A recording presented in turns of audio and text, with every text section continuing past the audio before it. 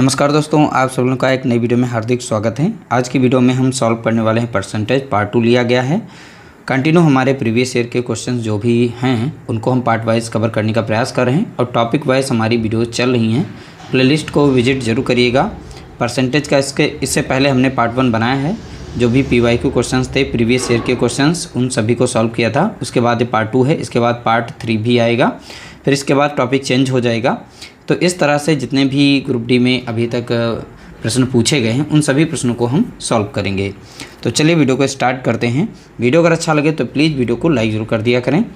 पहला प्रश्न लिया गया, निम्न तालिका परीक्षा में भाग लेने वाले छात्रों के परिणाम दिखाती है, उत्तीर्ण छात्रों का प्रतिशत क्या है।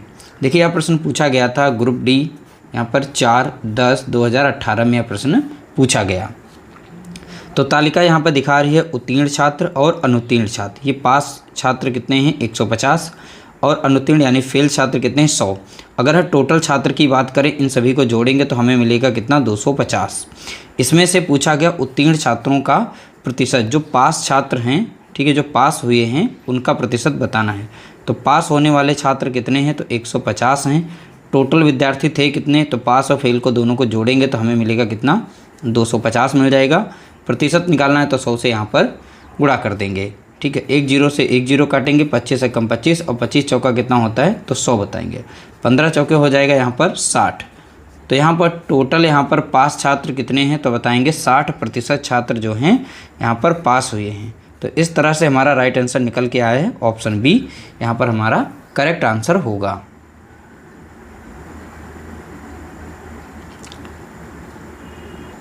अगला प्रश्न लिया गया, ए का वेतन बी के वेतन से 20% कम है, बी का वेतन ए के वेतन से कितने प्रतिशत अधिक है। यह प्रश्न पूछा गया 26/8/2022 में। देखिए बोला गया यहाँ पर ए का वेतन बी के वेतन से 20% कम है।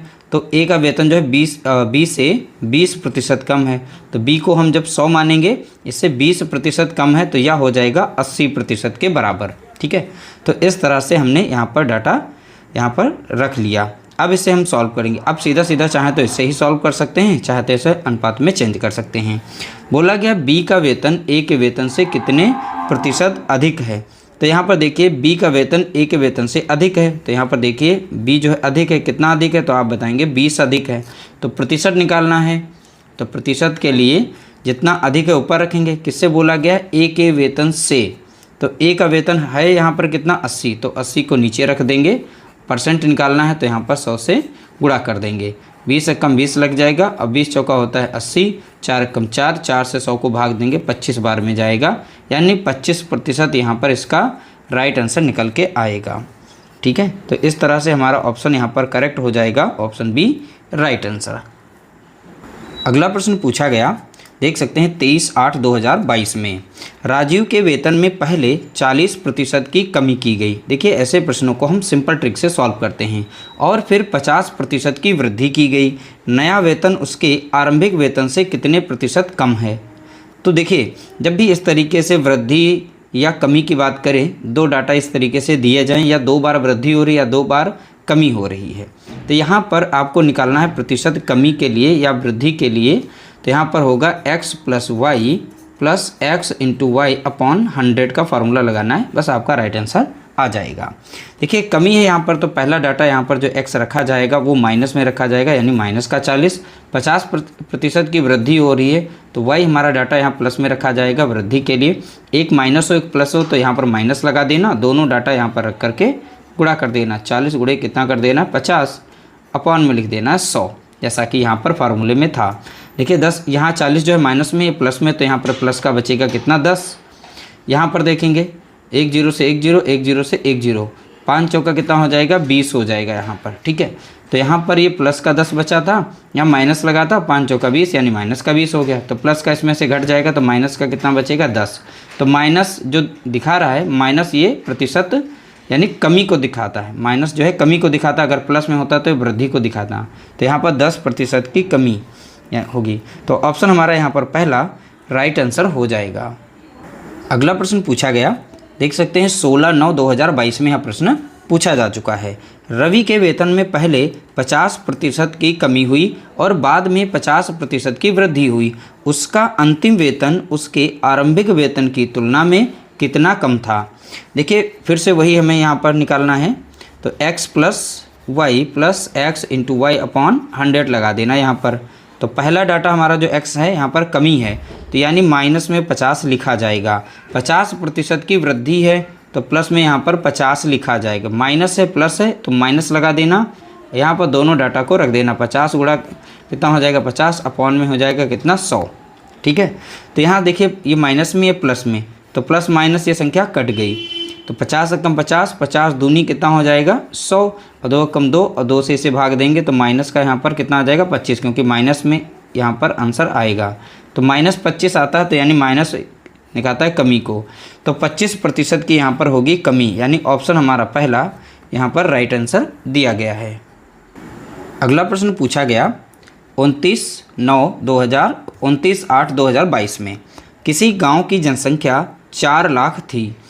इसमें पहले वर्ष में 20% की वृद्धि हुई, दूसरे वर्ष में 30% की वृद्धि हुई, यानी दोनों बार वृद्धि हुई। पहले वर्ष में 20% की, उसके अगला वर्ष जो था दूसरा वर्ष उसमें 30% की वृद्धि हुई।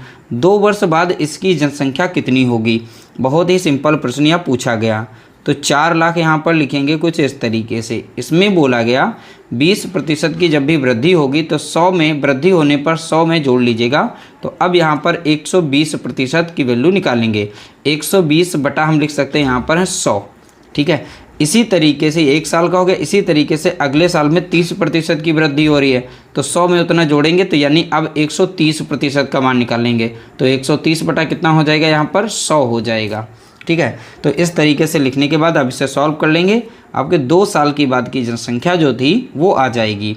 तो 2 जीरो यहाँ से कटेंगे, 2 जीरो यहाँ से कट जाएंगे। ठीक है, तो 2 जीरो यहाँ से काट देंगे और 1 जीरो हम यहाँ से काट देते हैं ताकि हमें यहाँ सॉल्व करने में कोई दिक्कत ना हो। यहाँ पर अब देखिए 12 से यहाँ पर 4 में गुणा करेंगे। 12 चौक कितना होता है तो आप बताएंगे 48 होता है। यहाँ पर 3 जीरो बचे तो 3 जीरो लगा देंगे। और गुणे में कितना बच गया यहाँ पर 13 और 48 का गुणा कर लेंगे। यहाँ पर 13 अट्ठे होता है 104। ठीक है, 10 बचेगा यहाँ पर हासिल। और यहाँ पर 13 चौके 52 और 10 कितना हो जाएगा 62 हो जाएगा। 3 जीरो पीछे थे तो 3 जीरो इस तरीके से लगा देंगे, यानी 6,24,000 यहाँ पर 2 साल के बाद की जनसंख्या होगी। इस तरह से हमने निकाला। ऑप्शन बी हमारा यहाँ पर राइट आंसर हो जाएगा।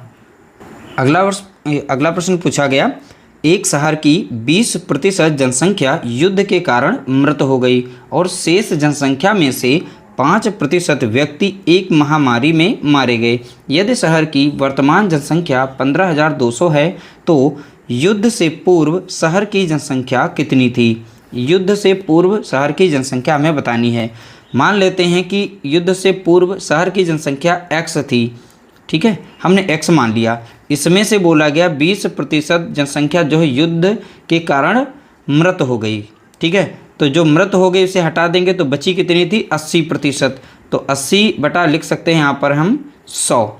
ठीक है, बोला गया 5% महामारी के कारण मर गए, तो 100% से 5% को हटा देंगे तो अब 95% बची होगी जनसंख्या। तो 95 बटा कितना लिख सकते हैं 100। फिर बोला गया शहर की वर्तमान जनसंख्या जो है अब बताई गई उसमें 15,200 है। कुछ इस तरीके से समीकरण यहाँ पर बनाएंगे। अब इसे सॉल्व कर लेंगे। अब देखिए यहाँ पर 20 से कट रही है, 20 चौका होता है 80। अब 20 पंजे हो जाएगा कितना 100। 5 कम 5 कटेगा, 5 से यहाँ काटेंगे, 5 कम 5, 5 9 45। ऊपर की संख्या को हम यहाँ पर काट सकते हैं तो 19 कम 19 लग जाएगा और 19 अट्ठे होता है 152 और यहाँ पर 2 जीरो थे यानी कि 800 बचा है। 4 से अब इसे हम काट सकते हैं, 4 कम 4 लग जाएगा, 4 दूनी 8, यहाँ पर कितना आ जाएगा 200। यहाँ पर बचा है 100, ये है इधर भाग में तो यहाँ जाएगा गुणे में। तो x बराबर अब आ जाएगा 200 यहाँ पर हो गया और ये 100 इसके साथ गुणा कर जाएगा। ठीक है, तो हम गुणा कर लेते हैं। ठीक, अब यहाँ पर मिल जाएगा कितना, इस तरीके से संख्या हमारी निकल के आ गई है 20,000। ठीक है, तो युद्ध से पूर्व शहर की जनसंख्या कितनी थी तो बताएंगे आप 20,000 थी, यानी ऑप्शन हमारा पहला यहाँ पर राइट आंसर दिया गया है। अगला प्रश्न पूछा गया 25/8/2022 में यह प्रश्न पूछा गया। मोहन को पहले वर्ष में उसकी बिक्री राशि में 12% की वृद्धि और दूसरे वर्ष में 15% की वृद्धि हुई। इसके साथ ही उसकी वर्तमान बिक्री 1,28,800 रुपये है। तो 2 वर्ष पहले उसकी बिक्री कितनी थी? मान लेते हैं 2 वर्ष पहले बिक्री उसकी x रुपया थी, तो x मान लेते हैं। इसमें बोला गया 12% की वृद्धि हुई, तो यानी वृद्धि होने पर 100 में हम जोड़ देंगे, यानी 112% का मान निकाल देंगे इसका। तो 112 बटा कितना लिख सकते हैं? 100। ठीक है। फिर बोला गया 15%, दूसरे वर्ष में 15% की वृद्धि, फिर अगले साल 15% की वृद्धि, यानी 115% यहाँ पर रखेंगे। तो 115 बटा हम कितना लिख सकते हैं? 100। बराबर में बोला गया इसके साथ ही वर्तमान बिक्री अब रह गई है कितनी? 1,28,800। यहाँ पर इस तरीके से संख्या आएगी। अब इस संख्या को हम यहाँ पर काट सकते हैं। देखिए यहाँ पर ये 4 से संख्या कट रही है, तो 4 से काट देंगे। 4 दूना 8 होता है, 4 बट्ठे 32 हो जाता है। 4 से इसे भाग देंगे तो 25 बार में जाएगा। ठीक है। 5 से संख्या कट रही तो इसको हम 5 से काटेंगे। 5 दूना 10 लग जाएगा, 5 तियाँ 15 लग जाएगा। यहाँ पर भी 5 दूना 10 लग जाएगा, यानी 20 आ जाएगा। अब ये संख्या 4 से कट रही है, 4 पंचे 20 हो जाएगा और 4 सत्ते 28 हो जाएगा यहाँ पर। ठीक है। अब ऊपर की संख्या को यहाँ पर हम काट सकते हैं, लेकिन एक साथ में संख्या को लिख लेंगे फिर हम काटेंगे। तो 1,28,800 यहाँ पर इस तरीके से लिखेंगे। नीचे वाली सारी संख्याएं यहाँ पर आ जाएंगी गुणे में, तो यहाँ पर इन दोनों का गुणा करेंगे तो हमें मिल जाएगा कितना? 125 मिल जाएगा। 25 और 5 का गुणा करेंगे कितना आ जाएगा? 125 मिलेगा हमें यहाँ पर। ठीक है। अपॉन में ऊपर वाली संख्या अब नीचे अपॉन में आ जाएंगी, यानी 7 गुणा कितना हो जाएगा? यहाँ पर 23 हो जाएगा। ये 7 से संख्या कट रही है तो इसे काट देंगे। 7 एकम 7 लग जाएगा और 7 एकम 7 यहाँ पर लग जाएगा। बचेगा कितना? यहाँ पर 5 और 7 अट्ठे लग जाएगा 56, बचेगा 2 और 7 चौका लग जाएगा 28। ठीक है। 2 जीरो यहाँ पर बच जाएंगे। अब 23 से यहाँ पर लगा सकते हैं। 23 का अट्ठे देखेंगे, 23 अट्ठे कितना होता है? तो आप बताएंगे यहाँ पर 184 होता है। 8 3 24 के 4 हो गए, बचे 2, 8 दूनी 16, 2 18, देख सकते हैं 184 आ गया। यानी 23 से कम 23 लग जाएगा और 23 अट्ठे कितना होता है? 184। 2 जीरो यहाँ पर थे तो यानी 800 बचेगा यहाँ पर। तो कुल मिलाकर तो यहाँ पर बचा है 800, गुणे में था यहाँ पर 125 था। ठीक है। तो संख्या का गुणा करेंगे। 8 पंचे 40 का 0 हो जाएगा, बचेगा 4, 8 दूनी 16, 4 हो जाएगा 20 का 0 बचेगा 2, 8 एकम 8, 8 2 10 और 2 जीरो यहाँ से बचे थे, 2 जीरो लगा देंगे। तो इस तरीके से 1 लाख इसका राइट आंसर आ जाएगा। ठीक है। उसकी बिक्री कितनी थी? पहले 2 वर्ष पूर्व उसकी बिक्री कितनी थी? तो बताएंगे 1 लाख रुपये, यानी ऑप्शन बी हमारा यहाँ पर राइट आंसर हो जाएगा। अगला प्रश्न पूछा गया 17/9/2018 में अरविंद 25,000 रुपये का निवेश करके एक चाय की दुकान खोलता है। वह इस राशि का 30% साज सज्जा पर, ठीक है, साज सज्जा पर 20% दुकान के लिए अन्य आवश्यक सामग्री खरीदने पर खर्च करता है। उसकी दुकान के लिए शेष सामग्री खरीदने के लिए उसके पास कितनी राशि बची? पहली बात, यहाँ मान लीजिए 100% रुपये उसके पास थे, उसमें से 30% उसने साज सज्जा पर खर्च किए और 20% दुकान के अन्य आवश्यक सामग्री खरीदने के लिए खर्च किया। तो कुल मिलाकर अभी तक उसने कितना खर्च कर लिया? 50% खर्च कर लिया है। तो उसके शेष और जो रुपए बचे हुए हैं 50%, उससे वो आवश्यक सामग्री खरीदेगा जो भी दुकान में रखेगा। तो पूछा है यहाँ पर उसके पास कितनी राशि बची हुई है। टोटल उसके पास यहाँ पर थे कितने? 25,000 रुपये। उसमें से उसके पास बचे हुए हैं कितने? 50%। तो 50 बटा कितना लिख सकते हैं? 100। ठीक है। अब इसका मान निकाल लेंगे, हमारा आंसर आ जाएगा। 50 से कम 50 लग जाएगा, 50 दूनी 100 हो जाएगा, 2 कम 2 लग जाएगा, 2 कम 2, 2 दूनी 4, 2 पंचे 10, इस तरीके से आ जाएगा 12,500। तो हमारा राइट आंसर हो जाएगा ऑप्शन हमारा पहला यहाँ पर होगा करेक्ट आंसर, यानी 12,500 उसके पास रुपए बचेंगे जिससे वो आवश्यक सामग्री खरीद सकेगा। अगला प्रश्न पूछा गया 25/9/2018 को प्रश्न यह पूछा गया, मीनाक्षी अपने मासिक वेतन का औसतन 10% खरीदारी, रेस्तरां और माल जाने पर खर्च करती है। बाकी 80% घर के खर्च पर खर्च किया जाता है, यानी जो भी रुपए बचते हैं उसमें से 80% रुपये जो हैं वो घर के खर्च पर खर्च करती है और 10% की बचत करती है। तो 100% उसके पास रुपए थे, उसमें से 10% वो खरीदारी पर खर्च कर रही है, 80% रुपये वो घर के खर्च पर खर्च कर रही है, बाकी 10% वो सेविंग कर रही है यानी बचा रही है। ठीक है, तो इतनी ये घर पे खर्च कर रही है, इतनी ये सेविंग कर रही है रुपए। ठीक है, यदि मासिक गृह व्यय बताया गया, मासिक गृह व्यय यानी हर महीने घर पर कितना रुपया खर्च हो रहा है, 48,000। तो मासिक आय बताइए, यानी पूरी सैलरी बतानी हमें है।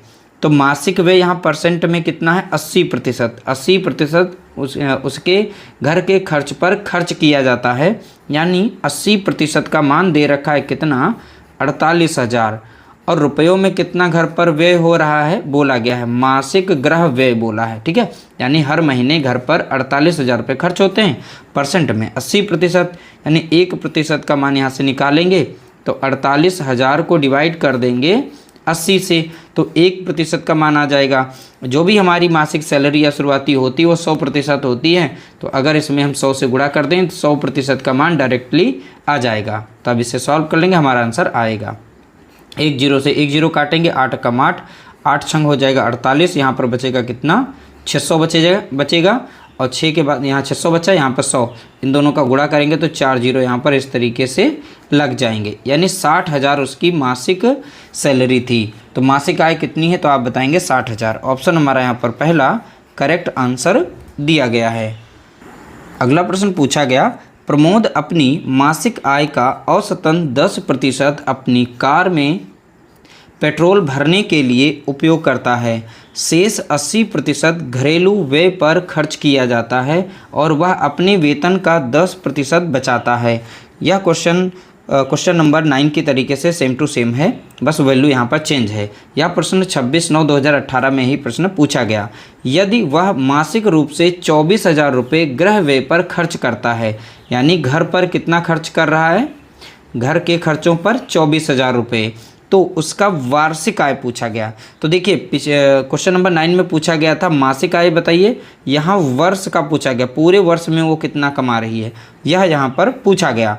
अब देखिए यहाँ पर बोला गया है घरेलू व्यय परसेंट में कितना है, 80% है, तो 80% बराबर कितना है यहाँ पर 24,000 रुपये के, क्योंकि रुपयों में गृह व्यय कितना हो रहा है 24,000, तो 24,000 यहाँ पर हम रख देंगे। 1% का मान यहाँ पर हम निकाल लेंगे, यानी मासिक सैलरी पहले पता करेंगे फिर उसके बाद हम वार्षिक आय निकाल सकते हैं।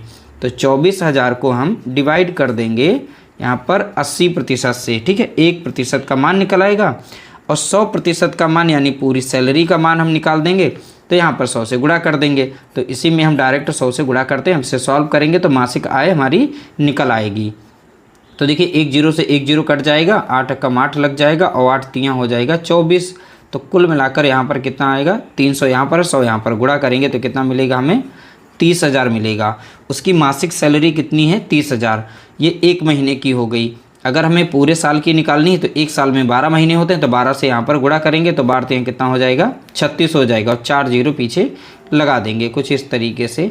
अब यहाँ पर देखेंगे 3,60,000 उसकी वार्षिक आय होगी, तो पूरे वर्ष की आय कितनी होगी, तो 3,60,000। ठीक है, तो ऑप्शन हमारा यहाँ पर पहला आंसर जो होगा ये सही हो जाएगा। इस तरीके से टॉप 10 सिलेक्टेड PYQ क्वेश्चंस को हमने सॉल्व किया। वीडियो अगर अच्छी लगी हो तो लाइक कर देना, चैनल पर पहली बार आए हो तो चैनल को सब्सक्राइब जरूर कर लीजिएगा, दोस्तों को भी शेयर कर दीजिएगा।